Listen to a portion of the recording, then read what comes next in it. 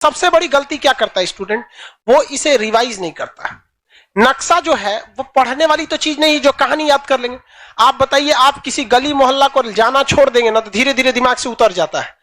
आपको अगर आप बहुत सी चीजों को ऐसे देखे होंगे ना, जहां आप मोहल्ले में रहते होंगे या जो लड़के पटना में रहते हैं या बाहर रह के पढ़ते होंगे, आप कुछ ऐसे दुकानदारों को देखते होंगे जिन्हें शक्ल से पहचानते हैं लेकिन नाम भी नहीं जानते, है कि नहीं? और कहीं और मिल जाएगा तो पहचान जाएंगे, रे एक दुकान तो पटना में था, मुजफ्फरपुर में था, दिल्ली में था। क्यों? आप रेगुलर देख रहे थे।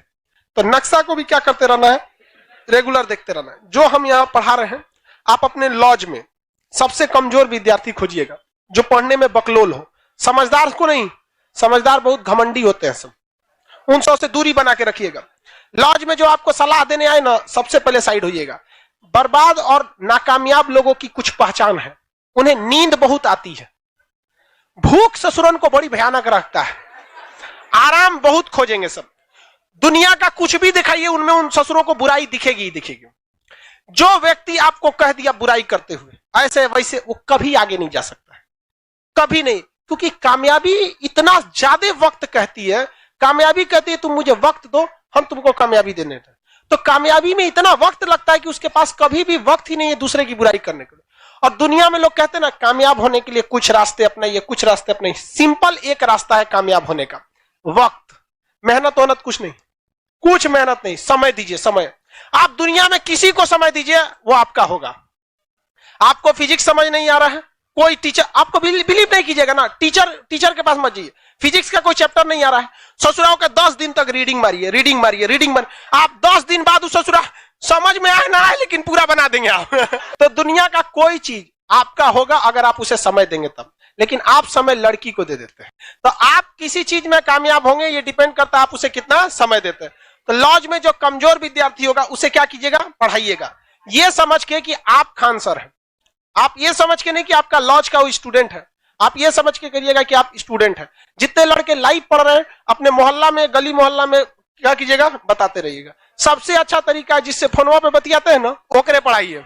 सार्क बताओ तो सार्क सार्क, हाँ देखिएगा, तब उधर से फोन करके डिस्टर्बो ना करेगी। क्या जरूरत है तो नहीं पूछ लेगा खाना खाएगी नहीं, अरे खाइए लेगा, मर नहीं जाएगा खाएगा नहीं तो। एक बार हमको याद है कि ग्रेजुएशन में बीएससी में थे हम, मेरे मार्क्स बहुत ही खराब थे, ग्रेजुएशन 49% था। इतना कम बहुत खराब होता है, ये तो एक नॉर्मल से भी लड़कों का भी इससे ज्यादा ही आता है। मार्क्स बहुत कम आए थे, हम टेंशन में हो गए थे वहां पे। तो उन्होंने कहा टेंशन क्या लेते हो, लाइफ में टॉप करो, स्कूल या एग्जाम में टॉप किए ना किए कोई फर्क नहीं पड़ता है यहाँ पर।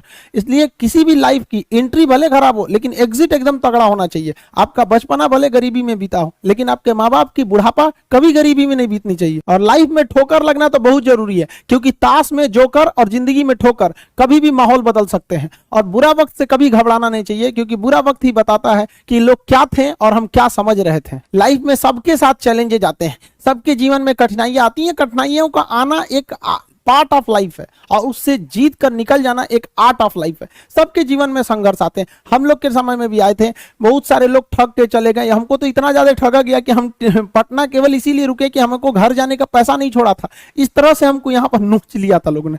लेकिन हम धैर्य रखे, अपने टीचर से बात की तो उन्होंने काफी मधुर भाषा में बोला कि देखो बेटा, जीवन में किसी को ठगना पाप है, ठगा जाना कभी पाप नहीं है। तो तुम्हें कोई ठग रहा है तो ये उसकी गलती है, जीवन में तुम किसी को मत ठगना। क्योंकि हम किसी भी इंसान के सीसीटीवी कैमरे से बच सकते हैं, लेकिन जो ऊपर वाले ने सीसीटीवी कैमरा लगाया है उससे कोई नहीं बच सकता। इस देश में कुछ ऐसे लोग हैं ना जिनको अपने बारे में मतलब नहीं है लेकिन दूसरे के बारे में टांग वो ज्यादा लगाएंगे। उन लोगों से कहते हैं भाई दूसरे के ऊपर पीएचडी करने से बेहतर है खुद के ऊपर ग्रेजुएशन कर लो, ज्यादा अच्छा रहेगा।